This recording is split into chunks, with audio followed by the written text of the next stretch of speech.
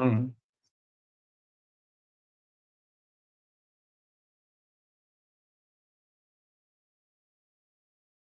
Hey guys, how are you?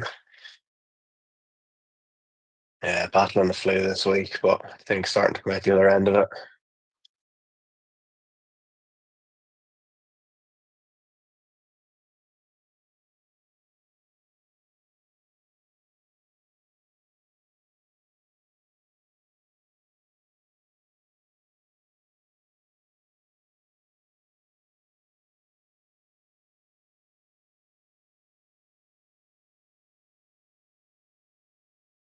Hi, yes, I can.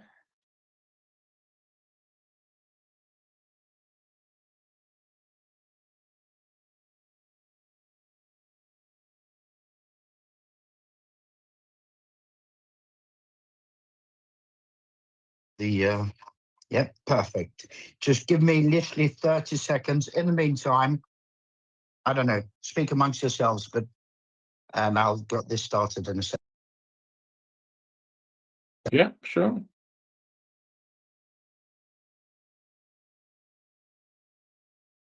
Not sure what we're going to say. Well, I can always say it's quite good for EIS actually at the moment, the budget, some good thing. Following all the changes in the budget for Yeah, it was actually particularly for quite the good. knowledge intensive companies. Yeah, I actually wasn't expecting that from them, to be honest. So yeah, upping the amount you can invest in a company at EIS, and good for knowledge intensive companies as well. Yeah. Not sure about the rest of it. What, the VCT cut from 30% to 20%, or just generally? Just generally. I think it was. It's not a job where you're ever going to please everyone or anyone, even. I think. Not. Rightio. Guess what? Now Yeah. we are doing startup fundraising Q&A 160, and as well as being obviously live and interactive here on Microsoft Teams audio, we are also live and live streaming this onto LinkedIn, YouTube, Facebook, Instagram, and from today, we're also testing Twitter. This is, as I said, our 160th session. We've been doing these for about 4.5 years now, and we've had about 290,000 people that have tuned in, but none of that would have been possible without people like Angelica, Tommy, and Dan. So if you lovely panelists would like to drop your LinkedIn URLs in the chat and maybe just a brief sentence as to what your forte is, that would be amazing, so that the people that either will eventually join us here on Microsoft Teams or the ones that go through the recording, they can, the least they can do is follow you on LinkedIn. So good afternoon, everyone. Thank you very much for joining me, and sorry, joining us rather, shall I say. We're here to help with whatever questions you as founders may have on your fundraising journey. You see, unfortunately, over 90% of startups fail. And the top 3 reasons for that are 1, market fit, 2, running out of money, and 3, not having the right people. And as you can imagine, that second reason is why we're here today. Not all of us may have access to a rich aunt who leaves us a decent fortune, or mummies and daddies banks, or even a good credit to go and get a loan. So what do you do then? Well, then you've got a few things to look into. You've got investments, you've got crowdfunding, you've got grants, you've got other forms of credit, whether it's some kind of loan or even invoice finance and so on. And hopefully this is what we'll be able to try and help you with today. There are no wrong questions, and there's no need to be shy. By the way, your questions today can be on anything to do with startup fundraising, whether you want to know maybe when's the right time to fundraise, or how much should you ask for, who should you go after, how do you get your pitch deck done, or maybe what do you do when you go through due diligence, and how do you prepare a data room, or maybe you want to know about valuations, equity in general, whatever it is really within that sphere, within startup fundraising, this is the place to ask it. The best way to do that is for you to obviously join us here on Microsoft Teams. It's audio only, which means you can tune in from anywhere via any platform or device. If you're on the live stream, sorry, whether that's LinkedIn, YouTube, Facebook, Instagram, or Twitter/X, we are unable to monitor your questions there live. So what you'll have to do is you'll have to find a way to join us here. You can either click the links on those live streams, or even quicker perhaps would be to go onto our website, startuptoscaleup.club. So again, startuptoscaleup.club. You scroll down a little bit, you'll find today's session, which is Startup Fundraising Q&A 160.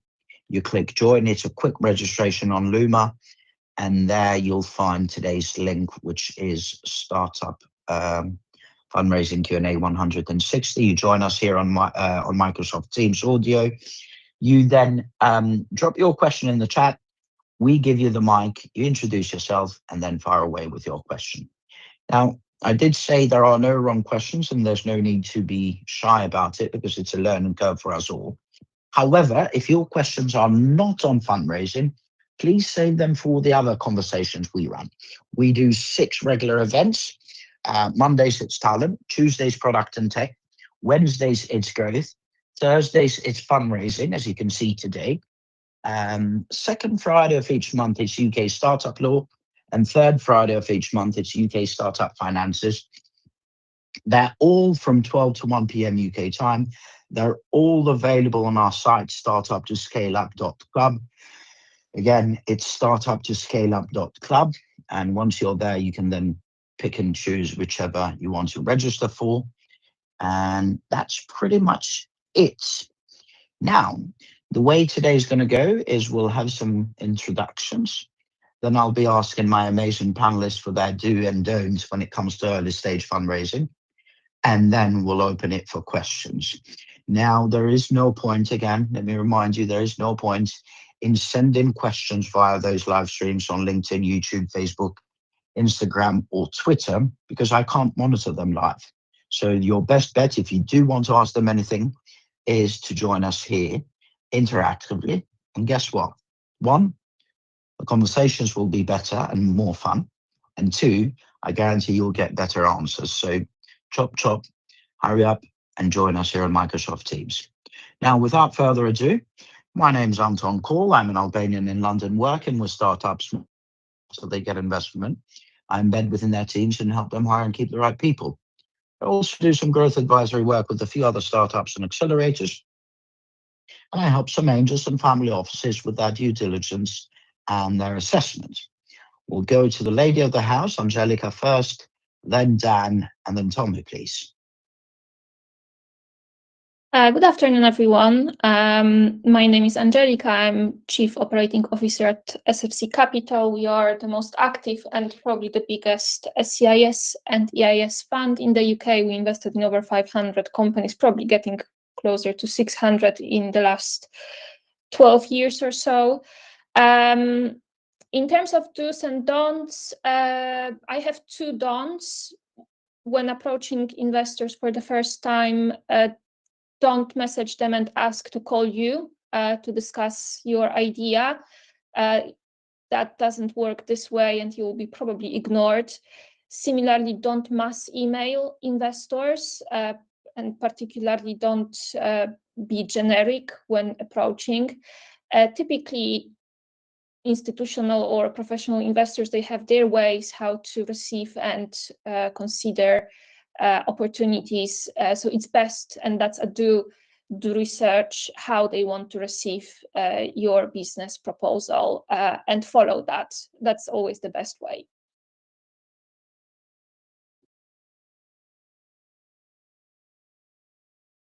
Thank you. Hi, this is Dan Ballin here, Chief Executive of Ideas Crucible. I'm a multi-exited founder, former CVC, occasional angel investor, and VC and capital raiser.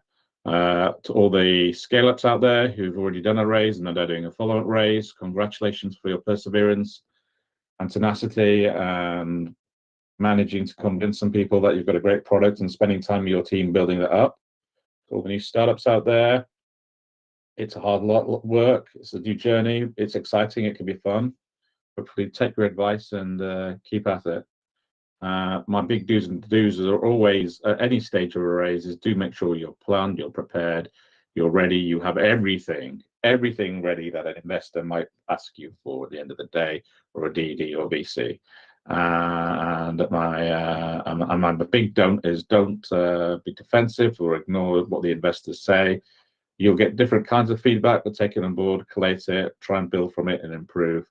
And remember that at the end of the day, the investors are looking for the best of the best. And if they don't like you, that's probably because they don't think you're good enough. So you got to figure out how you can self-improve. It's all about learning and staying curious.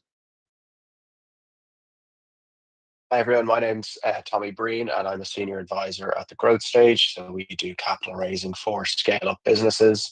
So typically that's companies looking to raise a Series B or C round into much later rounds right up to pre-IPO.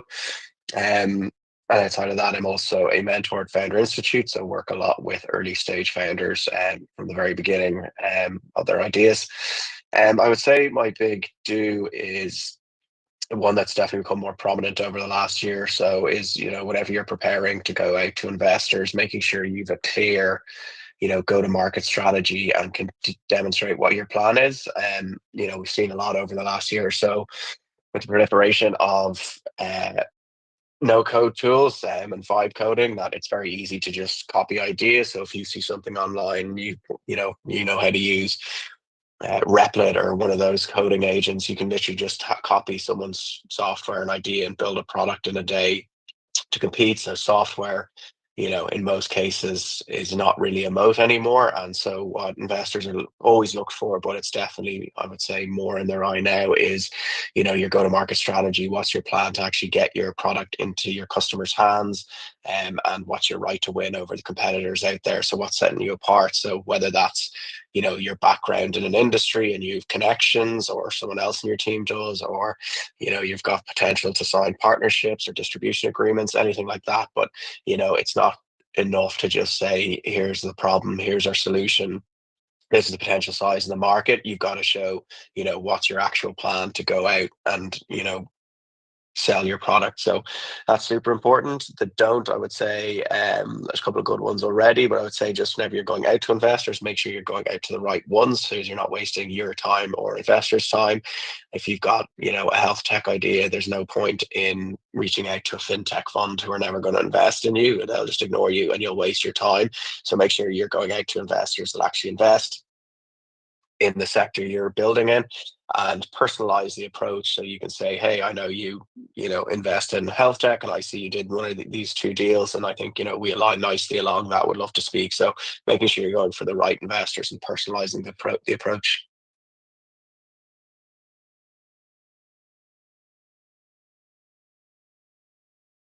Wow, that is amazing from all three of you. Thank you very much. Really appreciate that. Are you all happy with your do's and don'ts? Anything else to add, or shall we move on to the questions? Going once. Go on, Dan. No, I was going to say, let's move on. Let's move on. Cool. Right. Why did I put question 3? Never mind. Sorry. This was meant to be question 1. This is an interesting one. Edinburgh Renew. By the way, the question is in the chat, so you 3 can refer to it if you like, but I'll read it out loud for the live streams. Now, it says Edinburgh renewable energy engineer turned green energy tech co-founder thinking of going for Series A by late March 2026. We're in talks with a family office that aligns with our sustainability mission.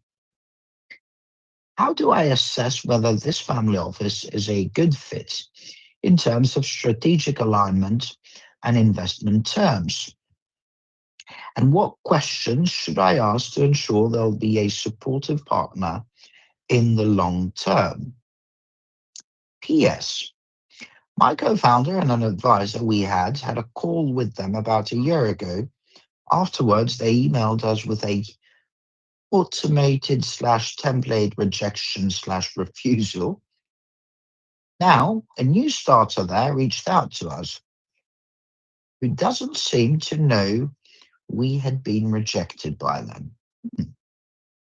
Interesting. Shall we start with Tommy, then Dan, and last but not least, Angelica?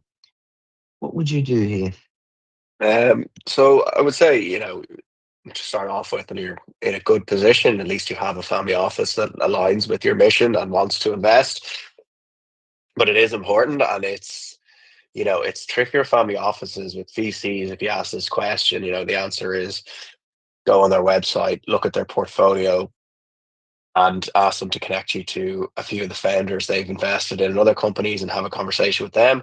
But also then, whichever ones they suggest, they're going to suggest the ones that say the nicest things.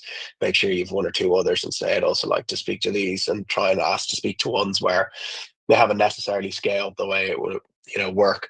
But it's difficult with family offices because often they don't really have websites or the ability to see the portfolio. But I would still ask to speak to companies they've invested in and try and, have a chat with those founders to understand what the experience has been like, and during tough times, how they've been able to support businesses. And the tricky thing is, VCs often, if you're not going to look like you're going to be a 10, 20, 50x return for them, they, even though it might be a 2x return, they don't really invest as much time in you.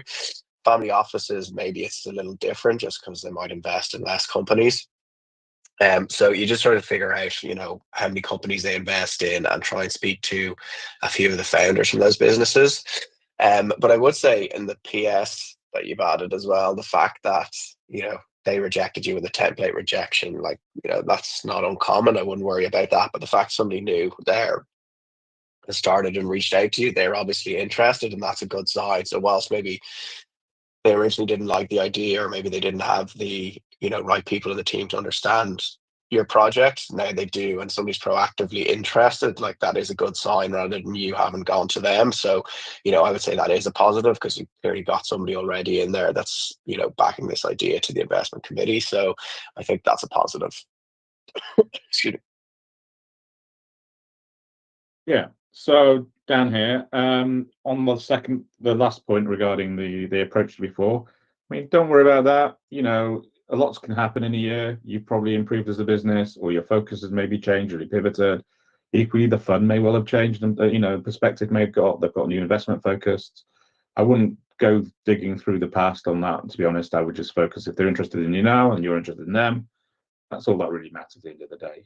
At the end of the day, VCs, family offices, they get hundreds, thousands of opportunities, and they, sometimes, and they, maybe the decision was not right for them then, or maybe, they've reevaluated and think, no, you're a good fit.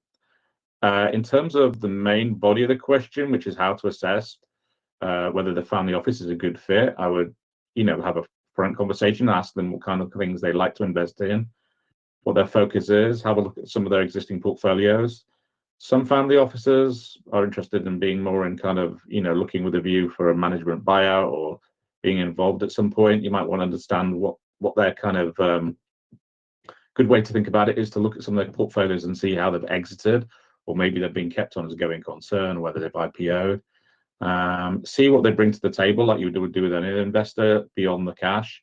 Are they going to bring in some advice on finance, on regulation? Are they going to open doors? Are they rather going to be quite passive at the end of the day? That can help you inform when you're discussing equity rates, how much you want them to take at the end of the day. Plenty of data sources out there. Some of them you've got to pay hefty fees, some of them are free. Crunchbases and CBO sites, which will tell you everything that they've invested in. Family offices are a bit harder because they don't often disclose on like a public fund, private investment, unless it's going through a fund structure. So, but there's usually some good data sources. But if they're publicly talking about their portfolio, speak to some of those other companies that they work with to see if it works. But don't analyze it. It's to the nth degree. It's never going to be 100% right. You just need it to be 80% right. At the end of the day, you should be speaking to at least 10 investors a week. So, who are a really good fit, because you're going to probably have an attrition rate of about, a high. I think it was Jeff Bezos went out to over 50 investors before he managed to get 25 to pull up to go in. So, you got to put tickets at 10, 20, 50K. So, it's a part of the fund strategy. But yes, sounds good, sounds interesting. Yeah, like to know more about what you do. Thanks. I can't really add more than what Dan and Tommy already said. I agree with all that. There are two things that you can do. One is reach out to founders that already received money from this family office, if you can, and ask for their experience. And two, it's a conversation with the family office and trying to understand how they work, what they expect, and how it aligns with what you want. And obviously, whatever is said, and probably a lot of the conversation will be over email. It's written, it's there, you can refer to it later, and whatever you agree will be in terms, so it will be documented. So if you discuss the details and you feel fine with them, it will be documented, and that will be what should happen in the future. So yes, on both points, in terms of getting the feeling, is it the right fit? It has to be a conversation as much with the family office as with their portfolio companies, if it's possible. And I agree on the second point, automated rejection email. That happens all the time.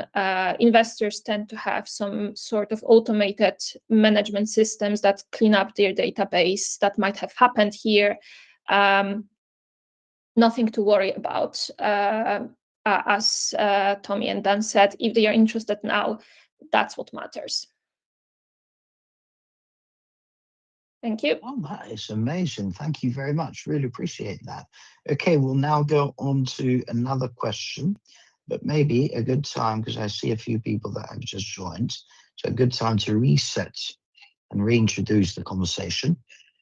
This is Startup Fundraising Q&A 160. We're here to help founders with whatever questions you may have on your fundraising journey.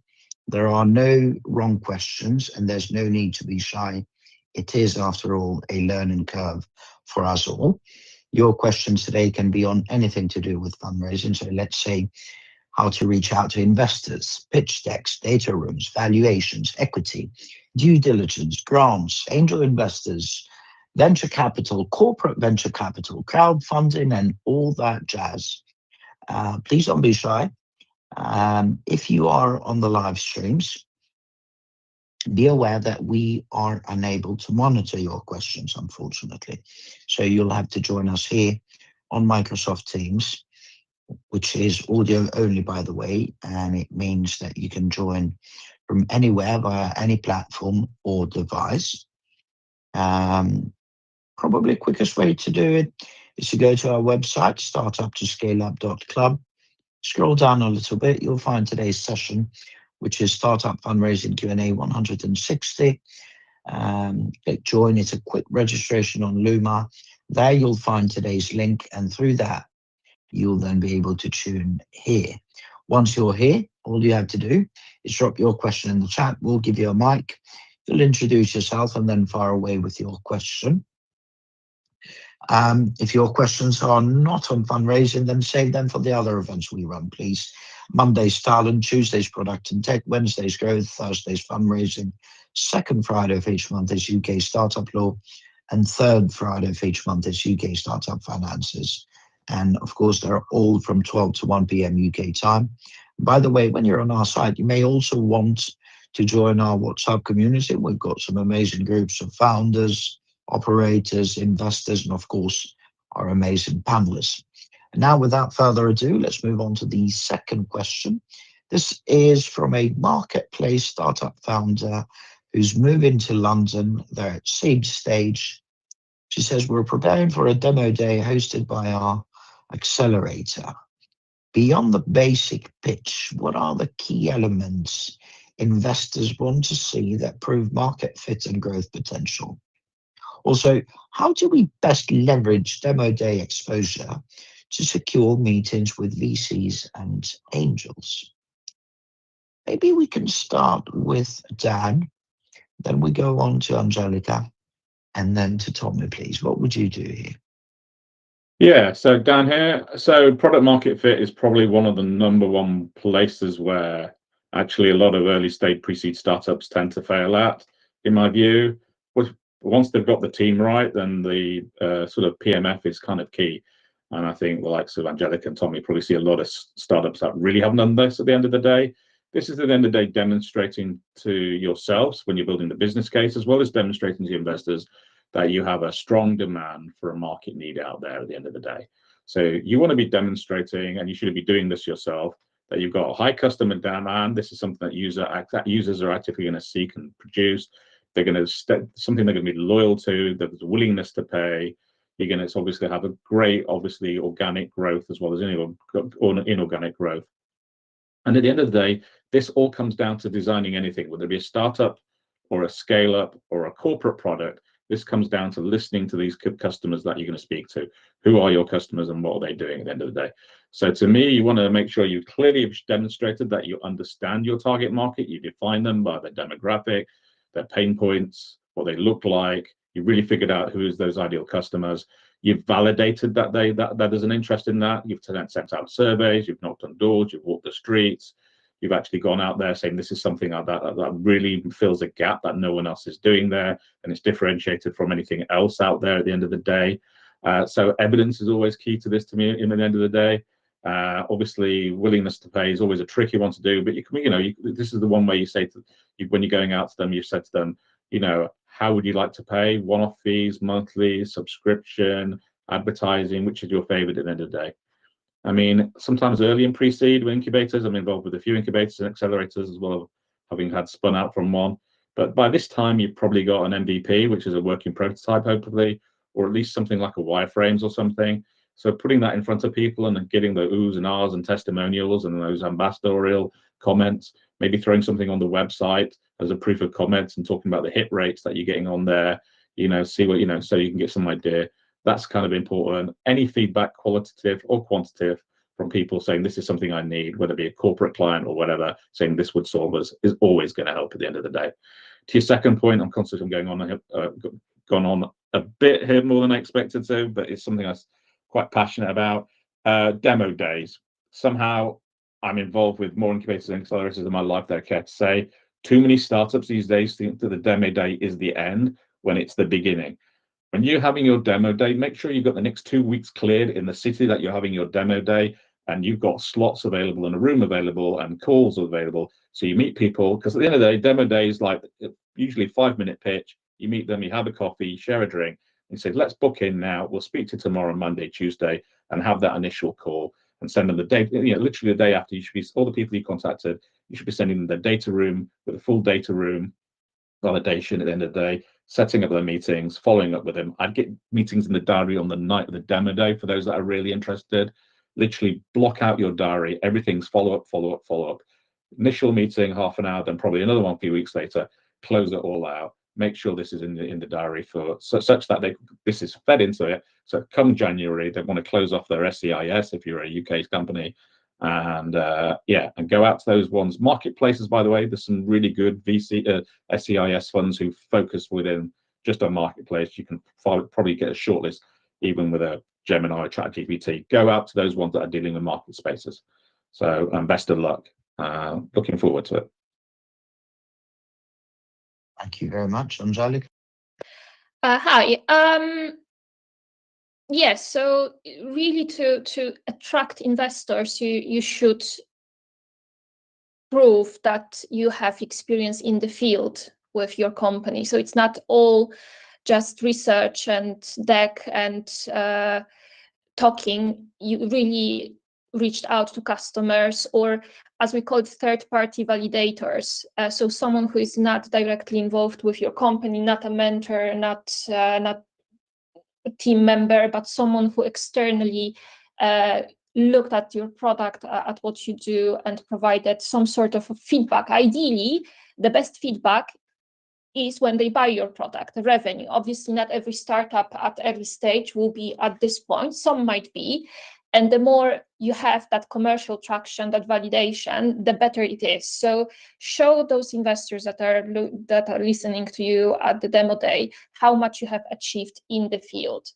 So it might be as little as feedback, it might be as little as waiting lists, or it might be as much as first customers. It really depends on what you do and how far you manage to get before the demo day.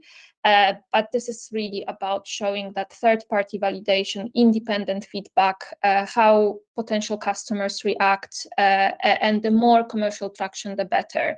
And that commercial traction, it always evolves over time. Initially, it is potential customers' feedback, and as I said, maybe waiting lists, maybe first customers, maybe early adopters. So demonstrate what you've achieved in the field with your potential customers. And how to leverage the demo day. Yes, go and talk to them and get meetings and get feedback straight away. Don't wait for investor to reach out to you because they might be interested. Sometimes even a negative feedback is always good because it will help you to adjust, to see who's interested, why, and who's not interested, why, who is not interested and why. So speak to them, get those meetings, and get that feedback, whatever it is. Thank you. So not too much more to add. I think there's been really good points already, and without knowing specifically the type of marketplace. The other thing I'd add is, marketplaces are notoriously difficult businesses, and investors like them but are wary of them. So they like something that's niche, or the founder knows the space or has something unique about it. And so in your pitch, I think demonstrating that would be important. And with marketplaces, often it's the supply side is the hard side, they say. And so whilst you might have an idea that, there's these people that will want to buy this product or service from these people that would sell it, it's actually quite hard to get the supply side on the platform. There's a good book called The Cold Start Problem, written by the former head of growth at Uber, about the challenges they had, and analyzes some other marketplace businesses and challenges they faced. And I also have a friend who had a successful marketplace business and dog sitting that he sold recently. And, he told me that whenever they were starting out, he was literally trying to find dog sitters, and he was setting up their profiles for them and then calling them, and literally just sitting at his desk punching the information in to create the profiles, to remove all the heavy lifting. Because the tough part of the marketplace is if you go and spend on ads to go and get buyers on the marketplace, but the supply is not there, you spend all that money on advertising and they get there and there's no service or product to purchase, that money's gone. So if you can demonstrate, first of all, that you understand that in your presentation, that the supply side is the hard side, and show that you have a plan and how you're going to solve for that, and something different or savvy that you're doing, I think that would give investors comfort that you understand marketplaces, you understand they're tough and where the challenges are, and that you've got plans for that. I think if you just turn up there and do a regular presentation of problem, solution, TAM, SAM, SOM, and all financial projections, and don't show that you really understand how difficult marketplaces are, but you still believe this will succeed because of X, Y, Z, then it will be tough for investors to get interested. So just making sure you're showing yourself to be, really smart about marketplaces and trying to ease the fears or questions they would initially have anyway, so answer them before they're asked. Thank you very much. Tommy, guess what your job is right now? Who, me? Yeah. Would you mind checking on Amazon? Would you mind checking on Amazon and then dropping a link to that for the book? from the Uber guy? but if you don't mind dropping it on LinkedIn. So when you go to LinkedIn, you'll see I've tagged all of you on the live stream there. And it seems Yeah. that, most of the people are looking at those rather than the recording here. So just in Yeah, case, I'll do if you that now. wouldn't mind, Yeah. I'd appreciate that. Thanks, buddy. Right, Theo, we can now move on to another question.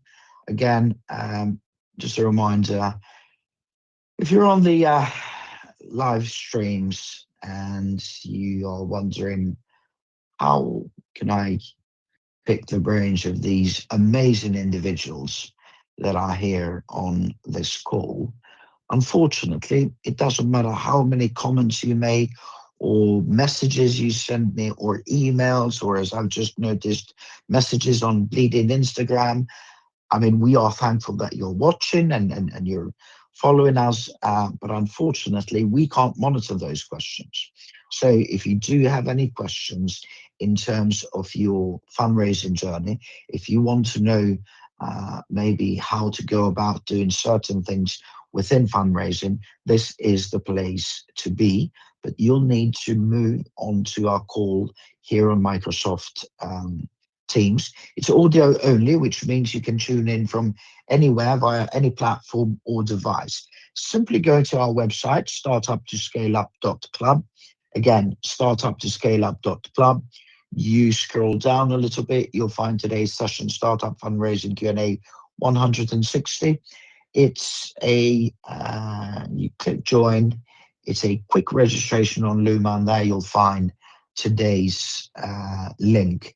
And obviously through that link, then that audio link, then you can join us. Now, be aware, please, that unfortunately, again, you will have to register. Not unfortunately, actually, forget that. No need to apologize for that. You need to register. It's a quick registration, and then you'll see the link there on that schedule. And then when you're here, simply drop your question in the chat.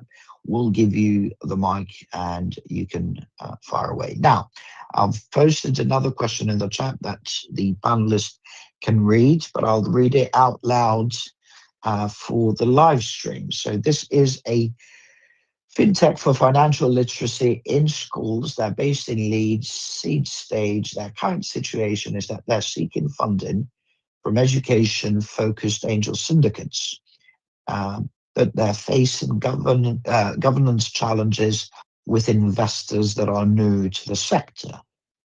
Question: our fintech for financial literacy in schools is raising seed funding through an education-focused angel syndicate, but many of the investors there are unfamiliar with ed tech.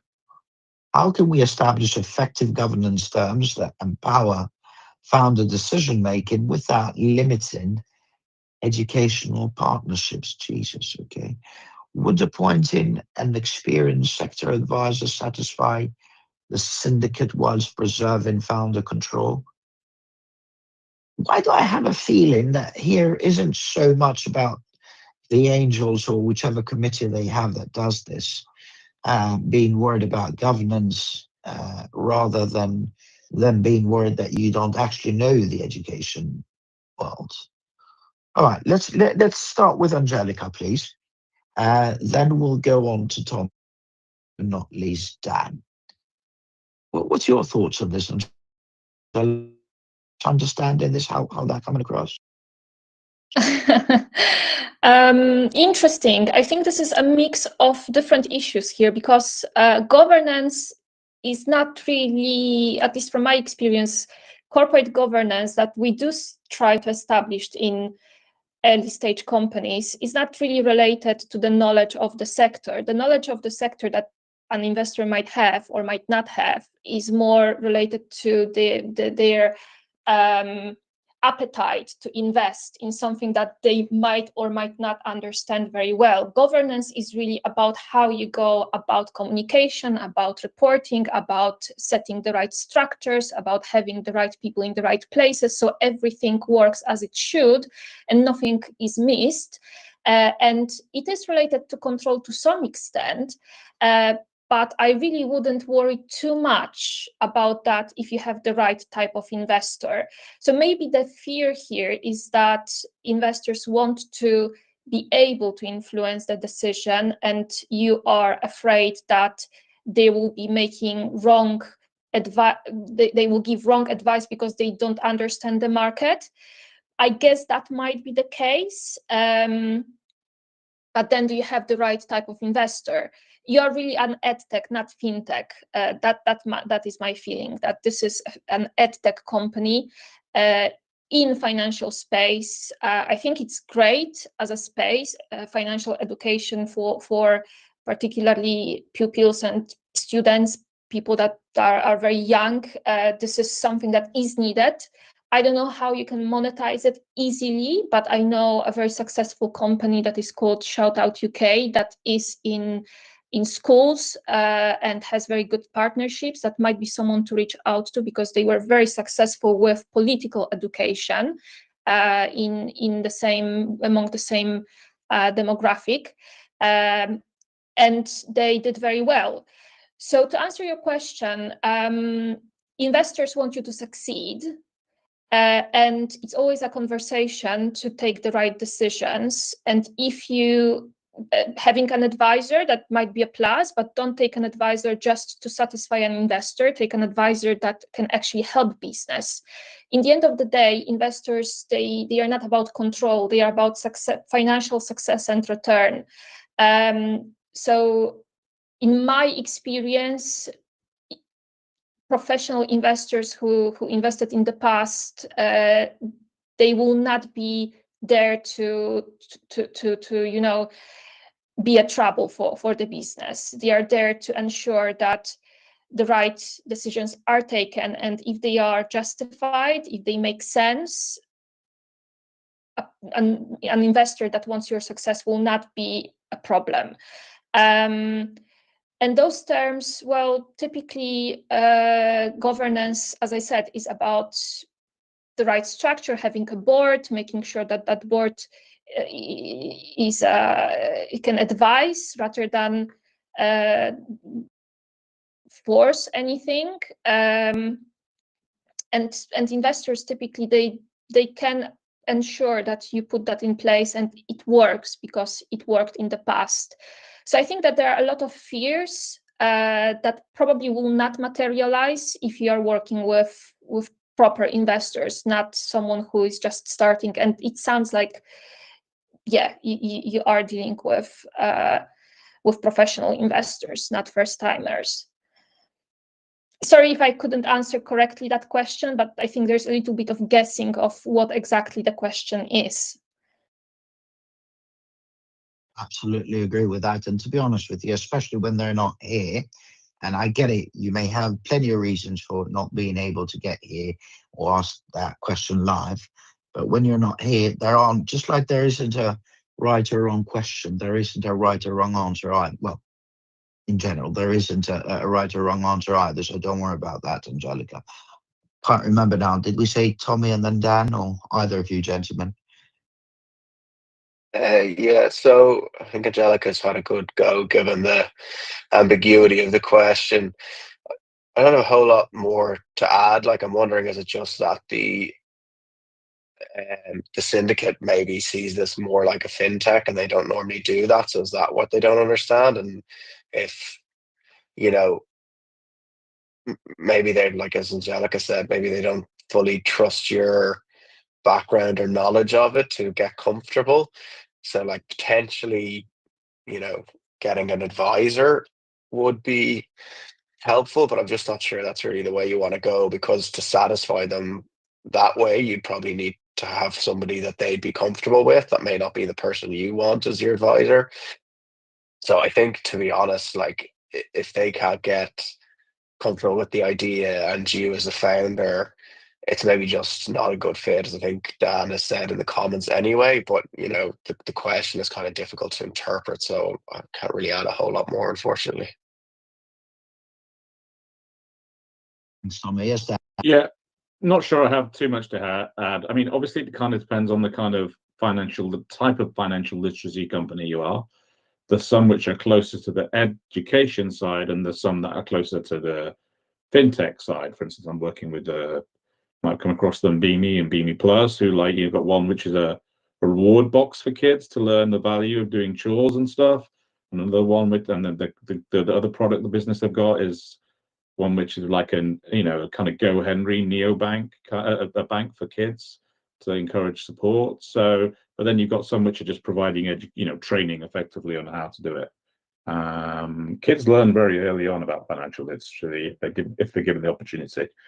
I mean, yeah, fundamentally you've got to figure out if this syndicate is asking so many questions, kind of doesn't give me the good feeling that they're going to be great to support you scaling up and growing up. Maybe I'd speak with a few others. But in terms of controls, they're all the standard controls in terms of voting rights, board rights, tag along, drag along, governance, shareholder agreements that you have with any investment. So EdTech, by the way, is a notoriously hard space. Notoriously, because it's so busy with so many mediocre companies that investors tend to shy away from it. So really make sure you've got something that is different from anything else in any way is my advice. The bar is higher for EdTech because there's such a busy space. Thank you very much, Steve. Here's my quick 2 pence on this. Number one, as it was mentioned, and especially Dan touched lastly, EdTech can be a bleeding nightmare because schools, especially that sort of early stage, it's extremely hard to get into. There's so much bureaucracy, and often rightly so, because you're getting access to minors. But once you get in, and if you can prove that you're worth your soul, then you can do really well if what you're offering is adding value. My advice would actually be to, obviously, if this is a matter of you turning the light off or keeping them on, then you've got to do whatever it takes to get that money, right? But if that is not the case, I would instead focus on grants, because for this kind of stuff, there's all kinds of grants out there. Yes, they are hard work, but trust me, investors are just as hard, if not harder. So look at the grant space. There is a lot of, okay, not a lot of money, but there is money around. And also, I suspect, despite all the negativity around it, I suspect there's going to be a positive response from the investor side on EdTech based on yesterday's budget. So kind of try to use that, do some research on what the government claims that they're going to spend and all that BS that governments tend to do, but try and do some research on that. And the second part is look at angels rather than syndicates. I can't remember, where was they based? Let me see. One thing I'd be careful of here, Anton, is most EdTech does not get funded, does not get used or sold to schools. It's usually B2C or B2B, B2B2C.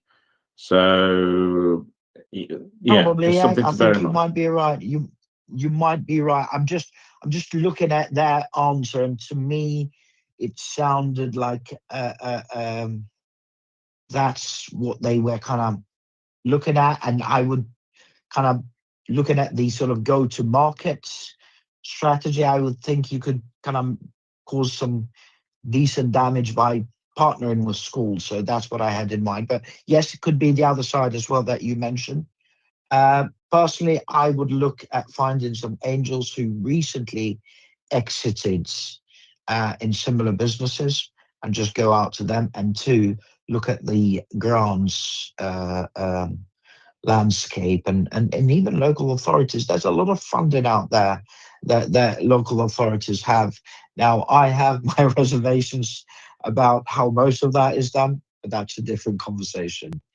Right, I think we can now move on to another question. This is another EdTech.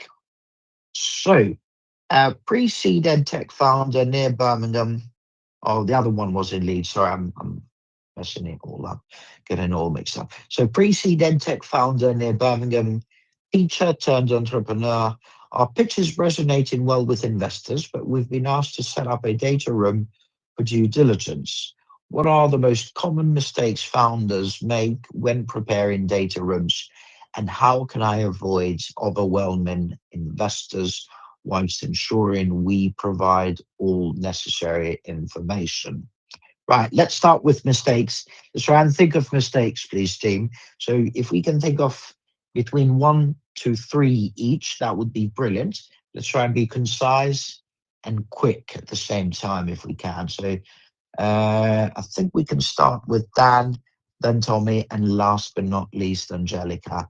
One mistakes, and then also I guess the second part of that question is, how to avoid overwhelming investors with the data room.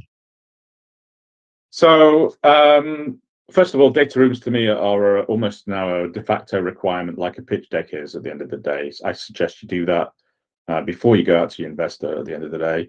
I think in the last podcast that I was a guest of on the panel, which maybe 2 weeks ago, I think we gave, and I think Tommy was on it as well, we gave a very good comprehensive list of the kind of things you want in a data room. You can pretty much build a data room very quickly on Notion or one of the other platforms.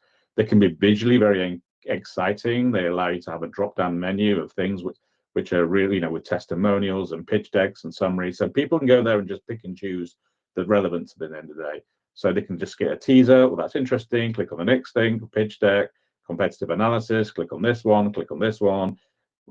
All the boring stuff, the financials link, where you've registered, the contact details, marketing, go to market. So you can put lots of information there. Just have it as a menu, and have the order of the into kind of 3 categories. I tend to do data rooms with kind of the broad categories of investment round, legals, and commercial operations. So under your investment round, you've got your pitch deck, your summary, your team, your competitive analysis, your financial plan, your cap table, and then the other ones, your legals, where you registered, certificate of incorporation, articles, blah, blah, blah, blah.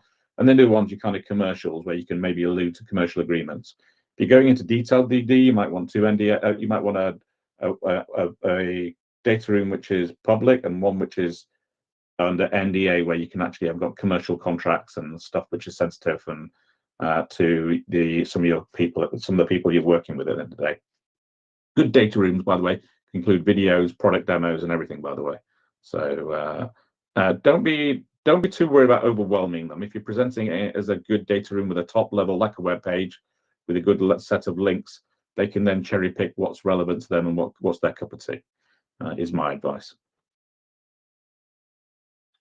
Yeah, so to add to that, yes.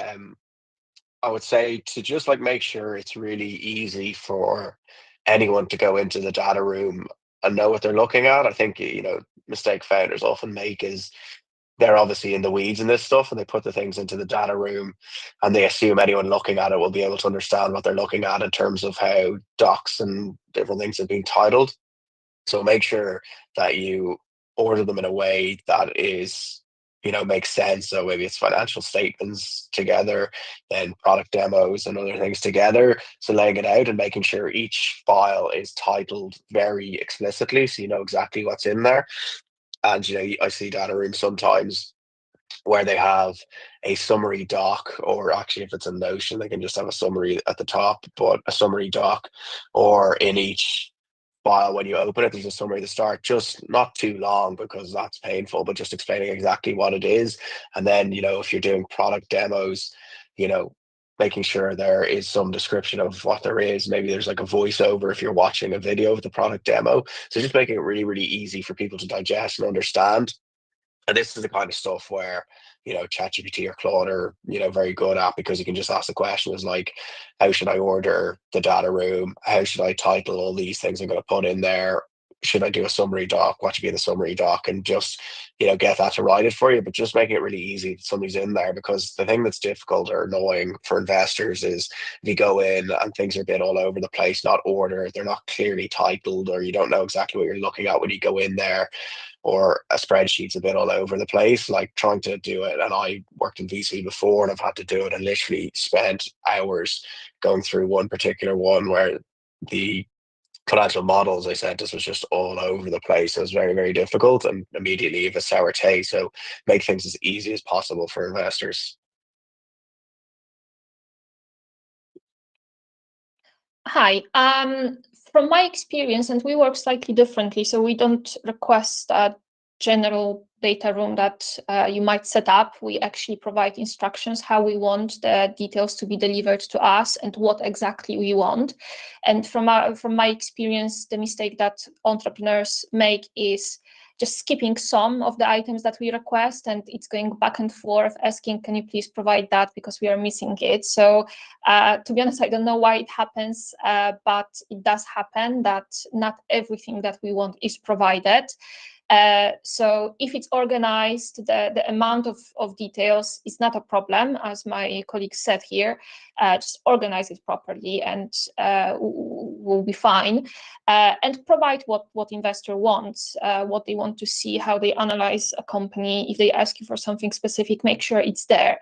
What might be overwhelming and sometimes happens is providing too many versions of the same thing and not cleaning up the data room. So let's say if we ask for cash flow forecast and there's a discussion and we ask you to provide an updated version, in our case, we ask for a version that is the worst case scenario, when no revenues come in, when how long money can last, and we have too many versions of that, and it's difficult to know which one is the last one. And this is just an example, because basically every document can have different versions, different dates. So just make sure that you provide the most recent, the most relevant one, and not many of them, because that's where it might start to be messy and difficult to take and do something with it. Well, thank you very much for that, team. I'm going to be repeating some of the stuff that you mentioned, but personally, I'm a fan of, although I am really rubbish at this, at keeping hold and track of everything, but I am a fan of throwing your cat and your neighbor's shoes into the data room. But as it was mentioned here, make sure you have like an executive summary, you have the right listing, you have the right names of each file, and it's really clear to the investors. Another thing I'm a fan of, and I don't think it's done enough, and I see this with most founders, is that you, especially now with all the software that is out there, you should not give full access to every Tom, Dick, and Harry that you speak to. So, and especially if it's, just, even if it's just trade secrets, but let alone if there's something that you've got an IP or whatever that may be, right? So depending at what level you're talking to that investor, you can actually password protect most and everything that you have in that database. But if you do that, again, clarify, Angelica touched on that, clarify what's where, who, how, and all that jazz. With that in mind, we now have a few seconds before we need to shut shop, and I think it's time we do that. So if I can have some parting words before I let you go, team, I'd appreciate that. Maybe we can start with the lady of the house, then Dan, and then Tommy, please. I guess that as a parting word, don't have hard feelings with investors that reject you. Take it as a feedback. You can always go back if the rejection is not based on the fact that they are just the wrong type of investor because they don't invest in a field that you work in. But otherwise, no hard feelings. It's business. Take the feedback, improve, and get back. Investors actually like that if they are the right fit. Thank you, Angelica. Dan? Yeah, I would say to you, one piece of parting words is for those who are wanting to learn more. There's some of all these podcasts are being recorded, and I believe, Anton, there are going to be transcriptions, and there's going to be a whole set of data that you're going to be able to capture. You'll find a lot of the answers on there if you've got more on them. Sorry to interrupt, and I'm glad you brought this up, Dan. For now, you can get access to all of these unedited, though, so they're raw. You can find them on YouTube, on our channel there. You can find them obviously here on Microsoft Teams always, on LinkedIn, and so on.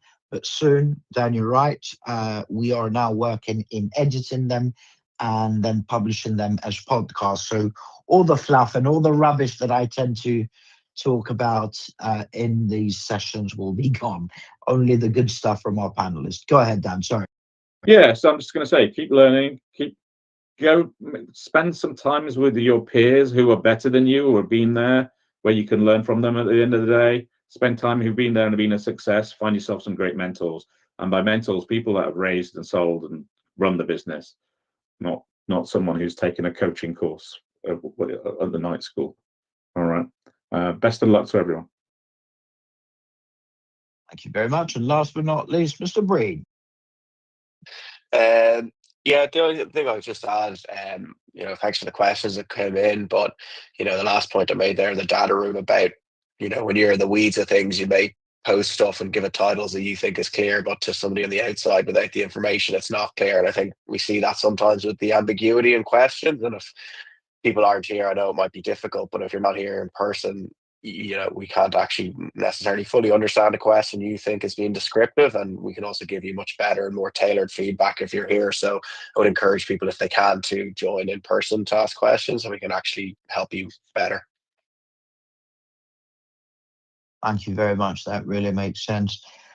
Rightio, just before my parting words, then a couple of quick things that are important to remember. Number one, we run 6 regular conversations. Mondays is talent, Tuesdays product and tech, Wednesdays growth, Thursdays fundraising. Second Friday of each month is UK startup law, and third Friday of each month is UK startup finances. They're all from 12 to 1 p.m. UK time. You can RSVP to any of them via our website, startuptoscaleup.club. So again, if you go to startuptoscaleup.club, you'll be able to register to any future session that you like. Whilst you're there, you may also want to join our WhatsApp community. We've got some amazing groups of founders, investors, operators, and of course, our amazing panelists and mentors. And I'm also just now posting a link on here on Microsoft Teams for a specific group that we have on fundraising. And for those of you that will listen to the recording here on Microsoft Teams, please feel free to join us through that. As far as my parting words are concerned, just remember, the startup journey can be both exciting but also quite challenging. So try to have some fun in the meantime and be kind to yourself and everyone else for that matter too. Otherwise, huge thanks again. Have a great weekend. Hopefully you'll join us on Monday for Startup Talent Q&A, where we'll help founders find and keep the right people. Otherwise, thanks again, and God bless you all. Bye-bye for now.